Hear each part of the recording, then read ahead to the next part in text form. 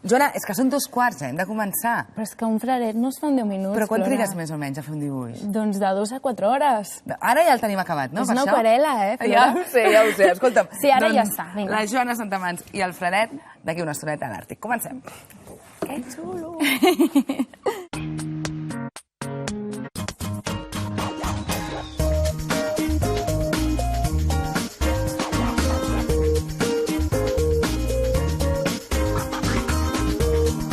Doncs segona part d'aquest àrtic d'avui que volem compartir amb la Joana Santamans, que ha vingut a presentar-nos vida al seu últim llibre. Benvinguda, Joana. A veure, Joana, tu ets una artista molt prolífica, no pares, eh? I a més en projectes molt diferents.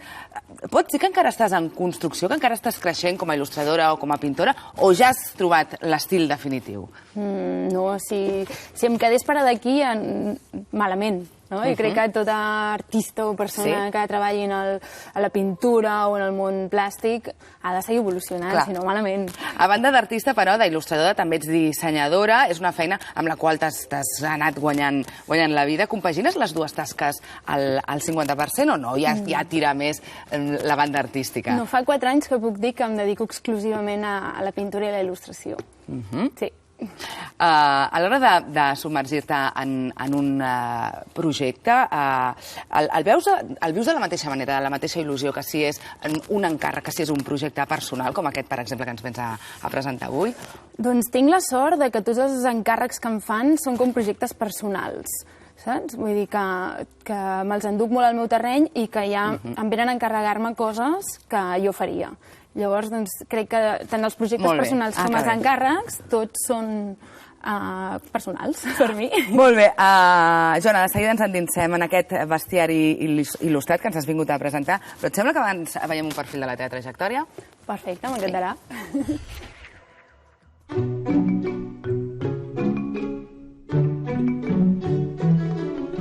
La Joana Santamans va néixer i viu a Barcelona, però va créixer a Esparreguera, terra de passió, com tothom sap. Aquesta localitat, a l'ombra de Montserrat, ha marcat una part de la seva obra, la vessant més rural, que la Joana sap combinar amb la seva cara més cosmopolita. I és que aquesta artista inquieta va viure a grans ciutats com Londres i Nova York després de completar la seva formació a l'Escola Eina. I amb tot aquest bagatge va tornar a Barcelona, on ha compaginat la feina de dissenyadora gràfica amb la d'artista, fent murals, il·lustracions per a llibres i, finalment, llibres propis. I ara arriba plena de vida a l'Àrtic, on farem un repàs del seu bestiari il·lustrat.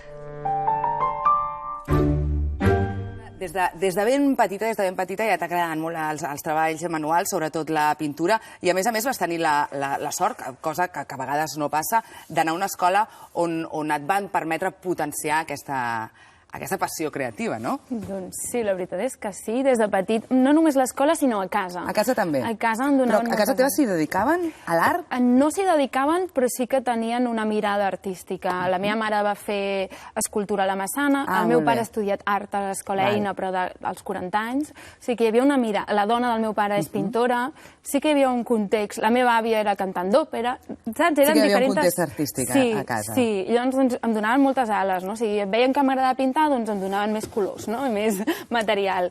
I a l'escola del Puig d'Esparreguera em va passar a 3/4 del mateix. Tant a l'assignatura de música com la de plàstica, que eren les meves preferides, a part de ciències naturals, que llavors eren naturalesa, no sé com li deien, experiències, doncs em donaven moltes eines i jo flipava, era el meu moment. I més endavant vas estudiar, com deies, disseny gràfic i il·lustració a Barcelona, però encara no tenies clar que et poguessis dedicar a això de la pintura, a viure-hi. Crec que va ser quan vas anar de viatge, primer a Londres, després te'n vas anar a Nova York, que et va canviar aquesta perspectiva i vas dir, jo vull anar cap aquí. Molt bé, sí, veig que us heu informat molt bé. Sí, va ser així, exactament. Primer vaig entrar de júnior a diferents estudis de disseny i m'agradava, però no em satisfeia, diguéssim. No em sentia plena, perquè no era com jo m'havia imaginat, era molt metòdic, no sé, t'havies d'encaixar molt amb la imatge de l'estudi i no em sentia plena. Llavors vaig agafar les maletes, me'n vaig anar quasi d'un dia per l'altre a Londres, vaig treballar allà de cambrera, vull dir, no em vaig planificar res, I allà vaig estar molt sovint... Em fixava molt, em vaig empapar amb l'art, a la Tate Modern, no sé, veia la gent com vestia, què feien, anava a concerts, i ja des de petita que ho feia, no?, perquè ho alimentaven a casa, però allà va ser com atrevir-me al fet de marxar de casa, estar en una ciutat que no conec a ningú, haver-me de buscar una feina i un lloc per viure, perquè vaig marxar amb 4 duros, i que sabia que no em passaria res perquè podia tornar, no? Però tot això, tot aquest esforç et dona una seguretat personal que tornes i dius, mira, faré el que em doni la gana perquè és que per això estem en aquest planeta, no? Vull dir, és molt curta la vida. Intenta-ho, que no sigui perquè no ho has intentat. Va, ara sí. Joana, parlem d'aquest Vida. D'on sorgeix la idea de fer Vida, aquest projecte tan personal teu? Doncs és un somni fet realitat, perquè jo funciono així. Visualitzo un projecte i després intento trobar el temps, l'energia i la manera de fer-lo realitat. I clar, em visualitzo molts. Però és que a més no pares. Jo no sé d'on treus el temps. Bueno, però jo em sento sempre que no faig suficient. En sèrio? És curiós, això, eh? M'agrada que em diguis això, gràcies. Perquè potser necessito parar una mica, no? De fet, és el que vinc dient sempre, que al final el meu discurs m'avorreix perquè vaig dient no, hem de parar, hem d'escoltar-nos, no? Perquè crec que és això, no?, el que falta una mica en aquest sistema de societat en el que vivim, tot ràpid, fer. I si no escoltes, no mires, no sents, no saps qui ets, ni on vas, ni què vols, no? I una mica és això, Vida, no? Per mi, la naturalesa, a part que ha sigut el meu context de petita i des de casa també m'han ajudat a respectar-la i admirar-la, doncs ara que visc a la ciutat, que m'agrada molt viure a la ciutat, però trobo a faltar aquests orígens, no?, aquesta arrel. Trobo que la cultura popular s'està perdent molt i una mica entendre aquesta xarxa de vida que forma part d'aquesta amalgama de sers que vivim aquí, que compartim el viatge en aquest planeta, no? I llavors, com s'han adaptat uns animals en aquesta terra i uns altres, i per què? I observar això et dona moltes pistes de la vida, trobo, i et dona com... no sé, et fa posar les coses a lloc a vegades, no? I portar això a la ciutat, no?, aquests animals a la ciutat, trobo que fan un contrast interessant. Una part important, fonamental, diria jo, del llibre són els textos que acompanyen també les il·lustracions. Com és que li vas proposar al teu pare? Mira per on, doncs no estava planificat, això. Va ser una mica tal com va sortir, no? Perquè primer vam provar amb diferents escriptors i jo tenia la idea de fer això, tenia aquesta motivació d'aquest llibre, no? M'agrada, tinc una dèria col·leccionista i llavors volia fer molts animals i que estigués en un compendi, no? Que fos uau, flipa, i perquè jo flipo amb això, llavors, clar, potser un altre no ho trobarà així, no? Però llavors, doncs, volia que el text tingués una mirada similar, no? Que acompanyés aquestes il·lustracions i expliqués 4 coses fes de l'animal, però fes una reflexió personal i profunda sobre la condició humana, no? Des d'un punt de vista poètic. Volia recuperar una mica l'energia o la manera de fer dels romàntics del segle XIX. A mi m'encanta molt el Hermann Hesse, de fet començo el llibre amb una frase seva, i no sé, de cop i volta em vaig il·luminar i vaig dir, ostres, el meu pare és que és granger, és un enamorat de la literatura i ho clavarà. I li vaig preguntar... D'entrada et va dir que sí? Em va dir, no em lis amb aquestes històries, que ja estic jubilat i buf, no sé, és molt de text això. Però ho vam provar, vam fer 3 entrades, a l'editorial li va encaixar, ell es va sentir còmode, a mi em va encantar i pim-pam, vam treballar una mica paral·lelament. La tria dels animals, com l'has feta? Doncs va ser tot un any d'un procés de recerca i de buscar professionals, biòlegs que m'ajudessin una mica a fer la selecció. Volia que fos una selecció d'animals del nostre context i que no fos repetitiva i que es complementessin els uns als altres, no?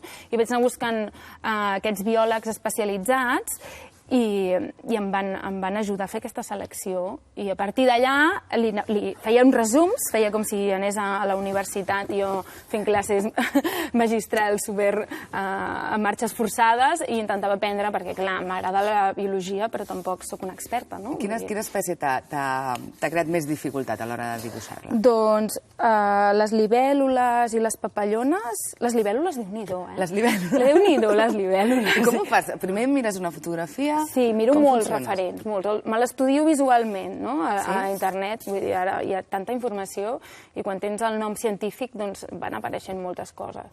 I sí, a partir d'allà m'imprimeixo milions d'imatges i faig la meva. Em fixo els colors d'aquí, els pèls d'allà, no sé què. Saps? És com si anés al camp i els veiés, però els veig a la pantalla. Trobem papallones, que ja n'havies dibuixat unes quantes, oi? Sí. Bueno, amb el dia et despertes, potser et refereixes, no?, al llibre que vaig fer amb la Nina de l'UA. Sí, és que les papallones tenen molt de missatge, és com la transformació, no? I per mi, com l'oruga es torna amb aquest animal, és el mateix animal, no? I trobo que té molt de rotllo i visualment són precioses. I mira, volia fer un capítol especial, papallones. En quin punt està la il·lustració ara mateix? Perquè sembla que anys enrere era una feina més anònima i ara no tant, oi? A Barcelona com estem? Ens podem equiparar ja amb Londres, Nova York? No. Això sempre anirem a la cua. Però sí que sí que ens hem posat les piles darrerament, sí. I crec que ara la il·lustració està una mica en consonància amb el mercat, amb el món de l'art, vull dir que abans era la il·lustració sempre una cosa per encàrrec i ara la il·lustració, per què s'ha de diferenciar tant amb la pintura? Vull dir, és que és pintura, no? I si tens una marca pròpia, una manera d'entendre la vida i tens una manera de fer, doncs al final és com es poden fer exposicions també i és una manera, vull dir, que no sé fins a quin punt hi ha tanta diferència i crec que la frontera cada vegada és més prima, no? I més si tens una marca pròpia i he estat una mica treballant amb això, no? Perquè tinc el meu propi món i al final també atreus el que projectes. Si tu projectes el teu món, doncs t'encarreguen que facis el teu món. I això, la meva experiència és aquesta. Joana, última part de l'entrevista, et sembla? És un qüestionari que es diu el qüestionàrtic? Sí. I jo et diré una frase i m'has de respondre amb Àrtic o Antàrtic. Àrtic és veritat, Antàrtic és mentida. I després ho parlem una mica. Molt bé. Vinga. La primera et diu així. Quan t'afartis de la ciutat marxaràs a viure a Arizona. Àrtic o Antàrtic? Ni Àrtic ni Antàrtic, no ho sé. D'entrada no ho tinc planificat, però perquè no hi he estat a Arizona. No has estat a Arizona? Jo hi he estat, Per això, vull dir que jo he llegit que havies estat amb una comunitat de ioguis. Val. Com hi vas anar a parar? Doncs no ho sé, coses de la vida. Però hi vas estar molts dies? És que jo soc professora de ioga. Vaig fer la formació. Tu ets professora de ioga? Sí, vaig fer la formació durant un any i mig. I llavors allà, no sé, vaig conèixer gent... Perquè hauria sigut l'època que estaves visquent a Nova York? No. Va ser aquí, quan vaig tornar de Londres, vaig fer un postgrau d'il·lustració creativa a EINA i després vaig fer la formació de ioga, perquè passar per una època de molt d'estrès i de trobar-me més, no sé, i em va anar superbé. Vaig començar a fer ioga i volia saber-ne més, la filosofia i tot, i d'on provenia, i allà vaig fer això, no? I això em va portar a anar a Nova York. Exacte, vull dir, quan estàs a Nova York, m'imagino que vas anar cap a Arizona. Vaig anar a Arizona i allà hi havia una comunitat iogui que vaig anar a visitar i va ser molt friqui. Quant temps hi vas estar? Vaig estar un mes, crec. No arribava un mes. Següent, va, sents passió per Esparreguera. Àrtic o Antàrtic? Ostres, que difícil, això d'entrar. Jo sempre soc mitges tintes, bec?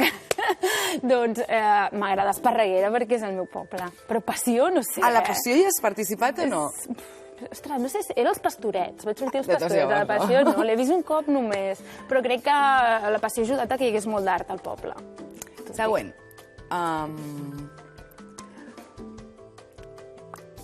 Per culpa de la teva editora t'han vingut ganes de viatjar pel Sàhara. Àrtic o Antàrtic? Ja hi he viatjat al Sàhara. Ja hi has anat? De fet, sí. Tenia 18 anys. Em vaig anar sola amb un grup i vam estar 20 dies. Amb 18 anys te'n vas anar sola al Sàhara? Amb un grup d'aquí, els escoltes catalans que sortien. Molt bé. Vinga, anem! I sí, molt maco. Vaig flipar, de fet. I no sé, prova superada, tampoc tornaria. O sí, per de visita, però no per viure-hi. No t'estic dient res d'Àrtic i Antàrtic. No, ja està bé, Joana, cap problema. L'última, a veure si em dius Àrtic o Antàrtic. Tothom pot aprendre a dibuixar bé. Àrtic o Antàrtic? Àrtic. Vols dir? Sí. Hi ha gent que no té traça. Aprendre, sí. Ara, que li vingui de gust és una altra cosa. Si no et ve de gust i no li poses intenció, mai n'aprendràs. És com tot, no? Llavors crec que per això ens dediquem una cosa a una altra, perquè et ve molt de gust allò i al final et surt. Jo no vaig néixer sabent pintar, Clar, ni molt menys. però la majoria de les persones adultes deixen de dibuixar quan tenen 13 o 14 anys. I se n'adonen compte que no fan el que ells voldrien. Clar. No sé si és això o és que potser tampoc hi posem tant d'importància a la pintura, no?, a les escoles. Sí. No sé, és com que dius, no pots viure d'això. Has fet de mestre, no? He fet, com es diu, cursos puntuals, workshops i coses així, però així... I de professora de ioga, clar. Molt bé, Joana, a veure, recordem Vida, que és el bestiari il·lustrat per la Joana Santamans, que ha publicat l'editorial Bridge. Moltíssimes gràcies, Joana, molts èxits. Gràcies per convidar-me a vosaltres. Vinga, nosaltres ara deixem la il·lustració